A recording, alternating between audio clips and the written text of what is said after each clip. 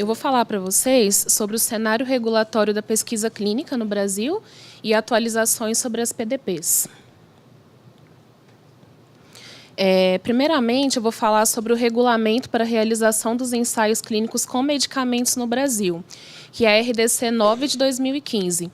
Então, é uma RDC bem recente, que foi publicada em março do ano passado.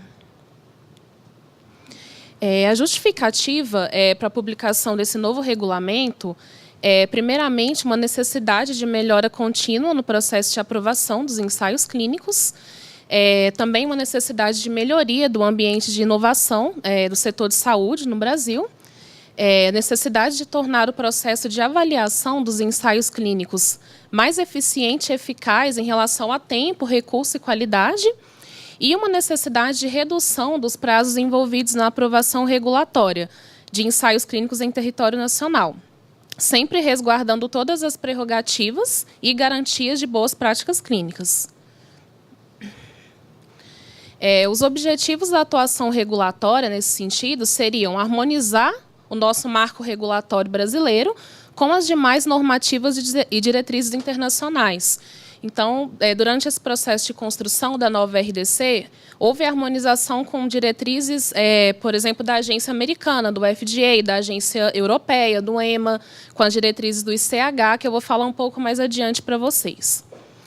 A modernização do arcabouço regulatório de avaliação dos ensaios clínicos, uma vez que a RDC anterior ela era do ano de 2008. Redução dos prazos envolvidos na análise regulatória, sem comprometimento da qualidade de avaliação. Então, aqui um dos desafios foi esse, de reduzir os prazos envolvidos na análise com a manutenção da qualidade dessa avaliação. E buscando uma avaliação sempre baseada numa análise de risco, que eu também vou explicar um pouco melhor mais adiante. Otimização dos processos de trabalho, porque, como eu vou falar também mais adiante, havia muita duplicidade de análise em relação aos documentos que a gente avaliava da RDC anterior, da 39, como, por exemplo, a brochura do investigador. E ter a produção de evidências robustas para o futuro registro sanitário do medicamento. Então, aqui esse último ponto, a ideia era harmonizar os entendimentos da área de pesquisa clínica da Anvisa com os entendimentos das áreas de registro de medicamentos. A importância dessa nova resolução no cenário mundial é ter uma melhor previsibilidade da avaliação por parte da Anvisa, um arcabouço regulatório robusto e confiável, apresentando uma maior credibilidade, e o reconhecimento da agência na sua área de atuação.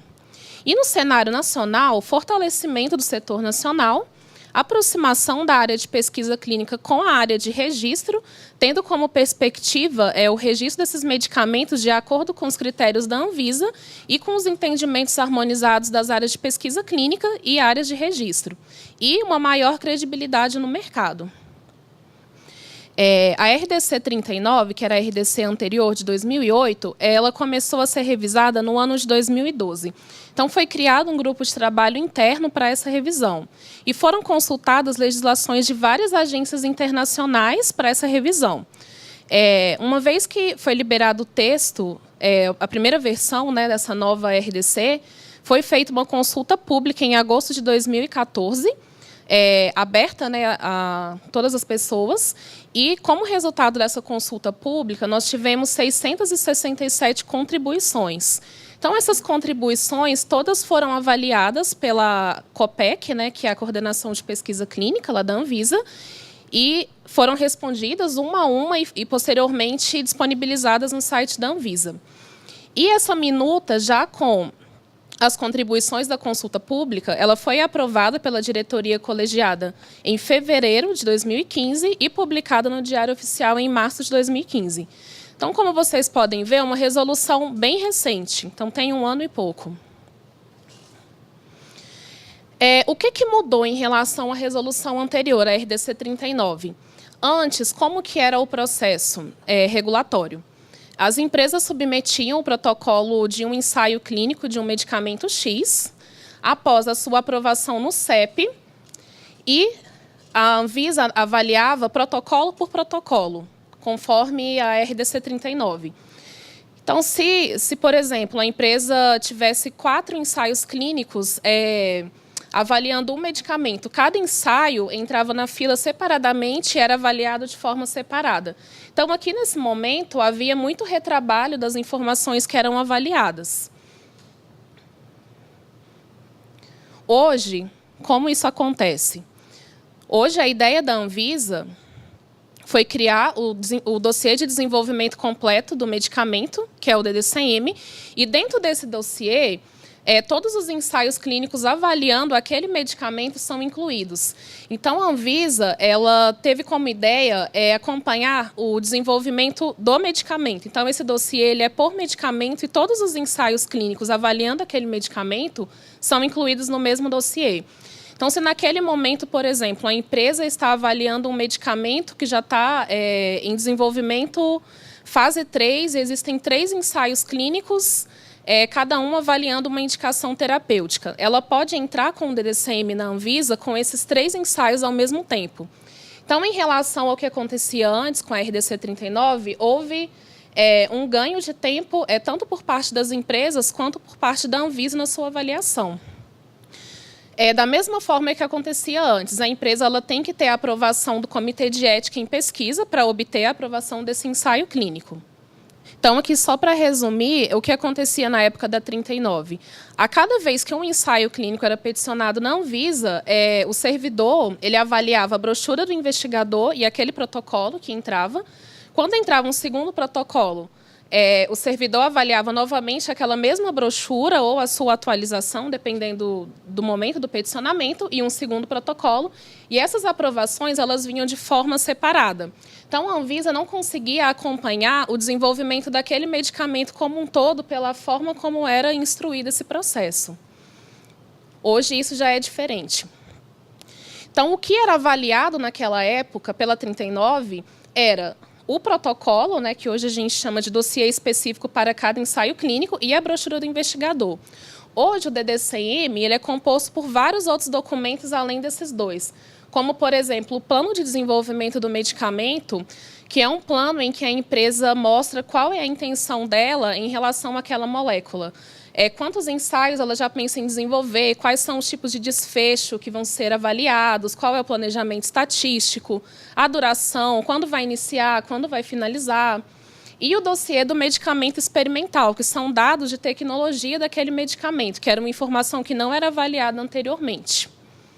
Então, esse é o novo cenário que nós temos hoje, da RDC 9. Então, as principais alterações foram as inserções desses novos documentos. Além dos documentos que eu havia mencionado, nós também temos um resumo de segurança com todas as informações de segurança daquela molécula disponíveis. E todas as informações de tecnologia, como, por exemplo, a estabilidade do medicamento, caracterização físico-química, de atividade biológica, processo de fabricação, controles analíticos. E como que são os prazos hoje com essa nova RDC? Então, como regra, após o recebimento do DDCM pela Anvisa, haverá uma avaliação do DDCM em até 90 dias corridos. Então, essa é a regra. Caso não haja manifestação da Anvisa, o desenvolvimento clínico poderá ser iniciado no Brasil após as aprovações éticas exigidas em lei. Só que nós temos exceções baseadas em risco. O que são essas exceções? Por exemplo, desenvolvimento clínico nacional, desenvolvimento clínico de produtos biológicos ou desenvolvimento clínico fase 1 e fase 2. Então, no caso dessas exceções, hoje, a previsão de análise é em até 180 dias. Então, o que entraria aqui nesse primeiro ponto de 90 dias? Por exemplo, os ensaios clínicos avaliando medicamentos sintéticos, fase 3. Então, isso a Anvisa ela vem seguindo esses prazos, tanto de 90 dias quanto de 180. Então, hoje, em relação a essas exceções, a Anvisa vem dando uma primeira manifestação entre 120 e 180 dias, em média. Então, comparado ao que acontecia antes, na época da RDC 39, a primeira manifestação da Anvisa ela acontecia mais ou menos entre 8 a 12 meses. Então, houve um ganho de tempo de análise, com a nova legislação. E agora nós temos também outros assuntos de petição, como, por exemplo, uma modificação substancial da DDCM. A empresa informou que iria realizar 3 ensaios clínicos. Como o desenvolvimento clínico é algo muito dinâmico, ela pode ter pensado, por exemplo, na inclusão de um novo protocolo que não estava previsto inicialmente. Então, ela pode entrar com esse protocolo como uma modificação substancial da DCM. Isso a gente vem recebendo também com bastante frequência modificações substanciais. E em relação ao que acontecia antes com a 39, demorava muito para a Anvisa conseguir avaliar esses protocolos que eram inseridos posteriormente. Agora, com o DDCM, como já houve uma avaliação completa do desenvolvimento, esse protocolo ele já vai ser inserido dentro de um contexto que vai facilitar a análise da Anvisa. E também a aprovação de emendas substanciais ao protocolo, que é um segundo assunto de petição, por exemplo. A inclusão de um braço adicional no desenho clínico, alguma mudança no desenho estatístico, pode ser uma emenda substancial. Além disso, outra alteração que ocorreu foi a simplificação do processo de importação. Então, hoje a importação ela acontece em loco, então acontece diretamente nas PAFs, nos portos, aeroportos e fronteiras. Então, a área de pesquisa clínica da Anvisa, a COPEC, ela não avalia mais os licenciamentos de importação, eles já são avaliados diretamente em loco. Isso vem simplificando também as análises. Então, como panorama da pesquisa clínica no Brasil, eu separei alguns dados aqui para apresentar para vocês. O total de DDCMs anuídos pela Anvisa de junho de 2015 até setembro de 2016. Então, foram anuídos, no total, 93 DDCMs. Lembrando que o DDCM é um dossiê por medicamento. Então, por exemplo, dentro de um DDCM, podem ter vários ensaios clínicos. Então, tem DDCMs, por exemplo, que tem um ensaio clínico, 2, como também temos na Anvisa DDCMs com 14 ensaios clínicos dentro de um único dossiê.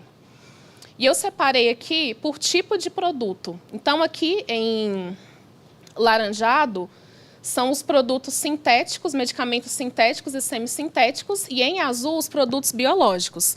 Então, hoje, essa proporção dos ensaios clínicos avaliando medicamentos sintéticos e ensaios clínicos avaliando produtos biológicos em relação ao DDCMs, que é por molécula, está bem parecida. E aqui eu separei para vocês o quantitativo de ensaios clínicos anuídos pela Anvisa, agora aqui já pensando na quantidade de ensaios, não na quantidade de DDCMs. E eu coloquei aqui dos 3 últimos anos, 2014, aqui na primeira, 2015, a segunda, e 2016, até setembro desse ano, a terceira. Então, o que a gente observa é que de 2014 para 2015 houve um aumento nesse quantitativo e que até agora, setembro de 2016, são 197 ensaios anuídos e em 2015, 229, se não me engano. A previsão é que em 2016, esse valor, no fechamento do ano, seja superior a esse valor de 2015. Lembrando o seguinte, aqui em 2016, todos esses ensaios clínicos eles já foram anuídos à luz da RDC nova, da RDC 9. Esses de 2015... parte foram anuídos à época da vigência da 39 e parte à época da vigência da 9. O primeiro DDCM anuído pela Anvisa foi em junho do ano passado. Então, só a partir de junho do ano passado que tivemos os primeiros DDCMs anuídos. E em 2014, todos esses ensaios clínicos foram anuídos à luz da RDC 39. Então, a nossa perspectiva é que, ao final do ano, esse valor 2016 seja superior a esse valor de 2015, em relação aos ensaios clínicos. Daí eu separei aqui também, pensando novamente nessa lógica dos 3 anos, 2014, 2015, 2016, os ensaios clínicos anuídos pela Anvisa por tipo de medicamento. Então, em 2014 e 2015, foi bem parecido o perfil. 63% dos ensaios clínicos anuídos eram avaliando medicamentos sintéticos e semissintéticos, e 36% avaliando biológicos. E aqui 1% avaliando outros, como fitoterápicos, medicamentos dinamizados. E em 2015 foi muito parecido o perfil, não mudou muito. Já esse ano, os dados que a gente tem mostram que mudou bastante essa proporção. Então, até setembro, esse corte que eu fiz foi de ontem. Até 21 de setembro desse ano, a proporção de produtos biológicos com ensaios clínicos anuídos, né, pela Anvisa, foi de 56%, enquanto que a proporção de ensaios clínicos avaliando medicamentos sintéticos e semissintéticos foi de 41%. E o que a gente observa é que essa proporção ela tende a aumentar cada vez mais. Então, cada vez mais no Brasil estão chegando ensaios clínicos avaliando produtos biológicos. A gente percebe essa tendência. Como eu mostrei para vocês, aqui ensaios clínicos totais. Quando a gente vai avaliar por tipo de molécula, que foi aquela primeira figura que eu mostrei por DDCM, é uma proporção que está parecida, só que também está aumentando bastante a quantidade de DDCMs de produtos biológicos. Então, nos próximos anos, a gente entende que esse valor pode mudar também. E eu queria mostrar aqui para vocês, em relação à inserção do Brasil no que se refere a terapias inovadoras. Eu separei aqui alguns dados do panorama de ensaios clínicos avaliando produtos biológicos do tipo imuno-oncológicos, que hoje é uma grande inovação na área de onco. O que seriam esses produtos imuno-oncológicos? São medicamentos, na sua maioria, produtos biológicos, que eles têm como alvo receptores no próprio sistema imunológico do paciente. Então, é uma abordagem muito diferente dos medicamentos que nós temos tradicionalmente disponíveis. Na área de oncologia, isso vem sendo um grande avanço e a gente percebe que as principais revistas vêm publicando praticamente mensalmente artigos avaliando o que esses ensaios clínicos estão trazendo de novidade.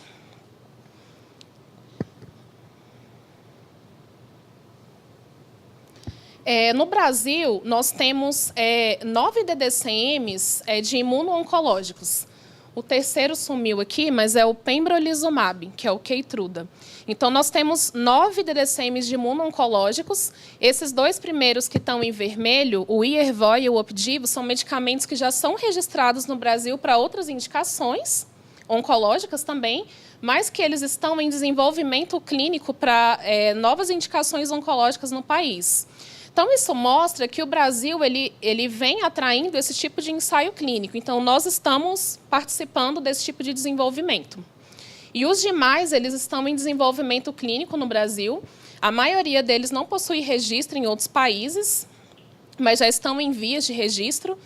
E, assim, isso vem sendo um boom na área de oncologia, tanto que, por exemplo, o ipilimumab e o nivolumab, eles receberam a aprovação acelerada nos Estados Unidos e na Europa, devido a resultados muito inovadores já em fase 2 de desenvolvimento clínico. Então, aqui no Brasil, a maioria desses ensaios são ensaios de fase 3, mas nós temos também alguns ensaios fase 1 e ensaios fase 2. Mas, como eles já estão bem avançados, o que vem chegando para o Brasil, na maioria das vezes, são ensaios fase 3.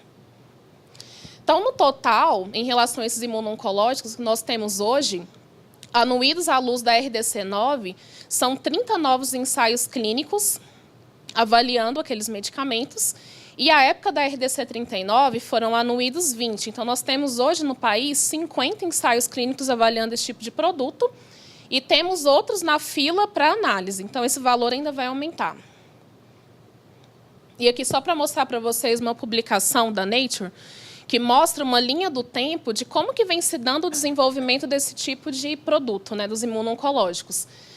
E essa linha do tempo, ela coloca, aqui são colocados os nomes, né, desses produtos, e eu separei com essas setas vermelhas os produtos que estão em desenvolvimento no Brasil, para mostrar que o Brasil vem fazendo parte desse tipo de desenvolvimento. Então, são vários produtos em desenvolvimento aqui. Eu disponibilizei aqui para vocês o link de consulta a ensaios clínicos autorizados pela Anvisa, que está disponível no site da Anvisa. Então, esse é o link. E a página de busca é essa. Então, podem ser procurados todos os ensaios clínicos já autorizados pela Anvisa, pelo título do protocolo, pelo nome do medicamento, de período tal a tal, pelo CID. E nessa página vem também um manual de instruções sobre como utilizar essa consulta. Então, isso está disponível em informação pública. Agora, falando um pouco das PDPs, como que isso vem sendo avaliado na Anvisa. Então, a portaria mais recente, né, que normatiza as PDPs é a 2.531 de 2014, que ela redefine as diretrizes e os critérios para a definição da lista de produtos estratégicos para o SUS e também o estabelecimento das parcerias para o desenvolvimento produtivo. E vai disciplinar todos os processos de submissão, instrução, decisão, transferência e absorção de tecnologia, aquisição de produtos estratégicos para o SUS, no âmbito das PDPs, e como que vai ser feito o monitoramento dessas parcerias e a sua avaliação.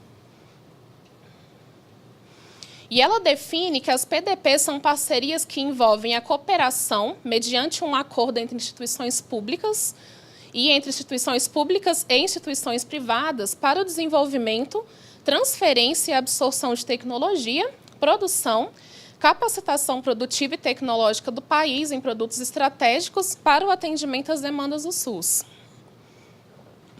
Então, os objetivos das PDPs, que estão descritos nessa legislação, são ampliação do acesso à população dos produtos estratégicos, ampliação da produção nacional desses produtos para o SUS, redução da dependência produtiva e tecnológica, estímulo ao desenvolvimento de uma rede de produção pública no país e a racionalização do poder de compra do Estado, entre outros objetivos.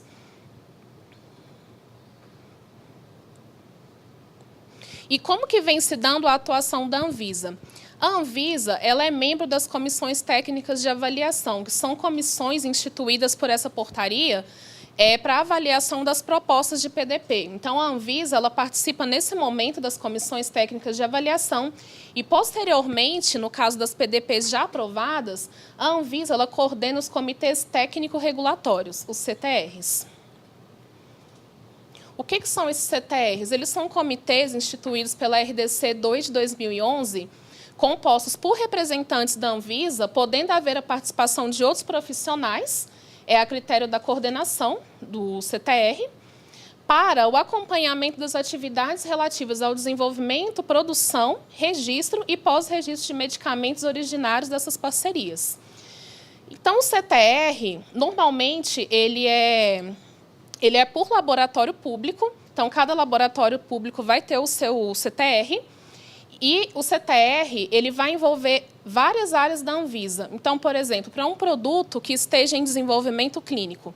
Então, normalmente, o CTR convida servidores da área de pesquisa clínica para ajudarem na avaliação. Produtos que já estejam na fase de registro, então, normalmente, tem membros da área de registro de medicamentos na Anvisa, membros da área de pós-registro, membros da área de inspeção, para auxílio nas questões relativas a certificados de boas práticas de fabricação. E esses comitês, eles contam também com a presença de membros do Ministério da Saúde, eles vão acompanhar essas atividades. Então, a partir daqui podem ser feitas vistorias nos laboratórios, acompanhamento de como estão sendo desempenhadas as atividades já previstas no cronograma. Porque o que acontece?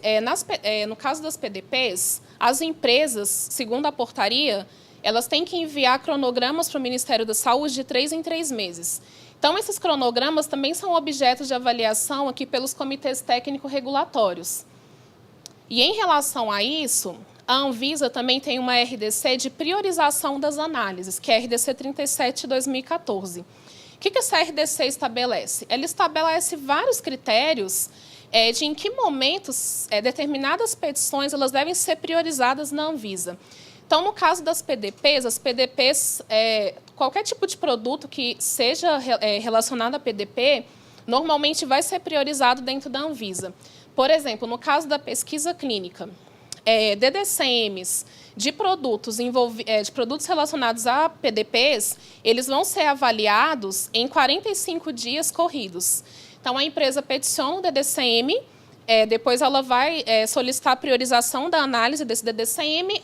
Se essa priorização ela for deferida, a partir da publicação dessa lista de priorização, em até 45 dias, a Anvisa tem que dar uma primeira manifestação em relação aos processos de pesquisa clínica. Em relação aos processos de registro, em até 75 dias, e em relação aos processos de pós-registro, em até 90 dias. Então, dentro da Anvisa, as PDPs elas recebem esse tipo de priorização de análise. O que nós temos lá na área de pesquisa clínica de medicamentos que os ensaios clínicos foram anuídos tanto à época da RDC 39 quanto à época da RDC 9. São esses medicamentos, adalimumab. Então, existe um ensaio clínico de adalimumab em desenvolvimento fase 3, anuído pela Anvisa, PDP. Bevacizumab, existem 2 estudos também que já estão em andamento. Rituximab, um estudo fase 3, e somatropina. Por que são tão poucos, considerando a quantidade, né, de parcerias que a gente tem hoje? Muitas dessas PDPs, elas contam com a parte de desenvolvimento clínico, quando ele existe, em outros países. Então, muitas vezes, esse desenvolvimento, por exemplo, fase 1 acontece fora e chega só o fase 3 para o Brasil. Ou, muitas vezes, o desenvolvimento clínico ele é feito todo fora do país e chega para o Brasil para o registro e para a transferência de tecnologia. Então, nem sempre o desenvolvimento clínico vai ser feito inteiramente no Brasil, porque as normas de registro de medicamentos na Anvisa, elas não exigem que o desenvolvimento clínico seja feito no país. Então, pode ser feito fora e a empresa peticiona um dossiê de registro no Brasil. A critério das áreas de registro, pode ser solicitado que seja feito algum tipo de ensaio adicional avaliando a população brasileira. Mas, em regra, não é obrigatório que o desenvolvimento clínico seja feito completamente no Brasil. Mas, no caso de muitas das parcerias, o desenvolvimento clínico vem sendo feito no Brasil. E como isso vem sendo tratado dentro da COPEC? Tanto para as PDPs quanto para produtos de desenvolvimento nacional, todas aquelas exceções que eu mostrei para vocês no início, estudos fase 1, estudos fase 2, a COPEC ela vem orientando que essas empresas elas agendem reuniões pré-submissão. Então, na maioria das vezes, são feitas reuniões antes da submissão do DDCM para sanar dúvidas em relação à documentação, principalmente tendo em vista que é uma resolução muito nova, para que depois seja submetido o dossiê. Então, normalmente, depois que a Anvisa faz uma primeira exigência, também são agendadas reuniões para discussão dessas exigências, das respostas da empresa. Então, o acompanhamento que a COPEC vem fazendo em relação a PDPs em fase de desenvolvimento clínico no país vem sendo dessa forma. E subsidiando as avaliações dos CTRs também. É isso. Obrigada pela atenção. Oi, Michele, sou da Roche. Tem uma pergunta, acho que coincidiu com a sua apresentação. Obrigada pelos dados. Muito bom saber esses dados vindos da Anvisa, propriamente. Como você mesmo pontuou, o cenário antes da RDC 9, em relação aos sintéticos e biológicos, era um, e agora, desde o ano passado, está se tornando outro. E eu me lembro que, quando foi falado bastante da RDC 9, foi que os riscos assumidos, né, como exceções, foi justamente baseado nesse cenário em que se imaginava que os sintéticos eram mesmo, a maioria das submissões, então, portanto, ia ter um benefício grande no processo. Não estou dizendo que não teve, porque teve, isso é um fato, mas com essa mudança desse cenário, aumentando o número de biológicos, existe a possibilidade de repensar esse critério de risco no futuro? Como que vocês... Não sei nem se isso está sendo discutido. Eu acho que é uma questão que a gente vai ter que avaliar internamente, porque, como eu mostrei para vocês, são dados muito recentes, né? Eu peguei esses dados agora, esse mês. Então, à época da publicação da RDC 9, quando fizemos a avaliação da 39, realmente o quadro era esse. A quantidade de ensaios clínicos avaliando medicamentos sintéticos era bem maior do que avaliando produtos biológicos. E toda essa avaliação de risco foi feita com base nos dados que tínhamos naquela época. Então, eu acho que pode ser, sim, algo a ser discutido internamente. Porque assim, é uma resolução muito nova, né? 1 ano e meio de vigência. O primeiro DDCM foi anuído em junho do ano passado. Então, é bem recente para a gente também. Olá, Adriano. Meu nome é Fábio. Eu trabalho na Boehringer. Sou gerente de operações clínicas. A minha pergunta em relação ao pacote DDCM, muitas vezes a gente não tem, quando a gente finaliza, a aprovação do Comitê de Ética. E a doutora Flávia falou que é possível submeter o DDCM sem essa documentação, que é uma documentação essencial.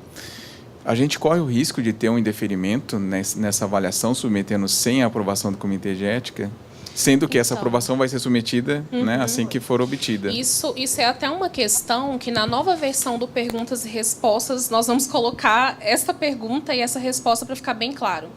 É o que acontece. Se eu não me engano, no workshop que teve ano passado na Anvisa, em novembro, foi discutida essa questão e o que ficou acordado no workshop é que esse procedimento seria aceito para o caso das emendas substanciais. Então, por exemplo, a empresa já tem um DDCM aprovado, já tem alguns ensaios clínicos dentro daquele DDCM aprovados, com as aprovações éticas, e ela poderia submeter essa emenda sem a submissão do parecer de aprovação do CEP, mas essa emenda ela só vai ser autorizada quando a empresa peticionar o parecer do CEP. Então, ela ficaria em exigência até que o parecer do CEP fosse submetido. Já no caso da petição primária, então, daquele dossiê específico que está dentro do DDCM, ele tem que ter o parecer do CEP junto ao seu protocolo específico.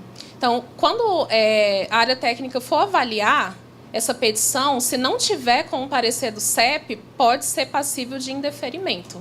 Então, assim, essa exceção que foi aberta no workshop foi para o caso das emendas substanciais. Aí, como gerou essa dúvida, na nova versão do Perguntas e Respostas, que vai sair até o fim do ano, nós vamos colocar bem claro isso que eu estou explanando para vocês, para não gerar mais essa dúvida.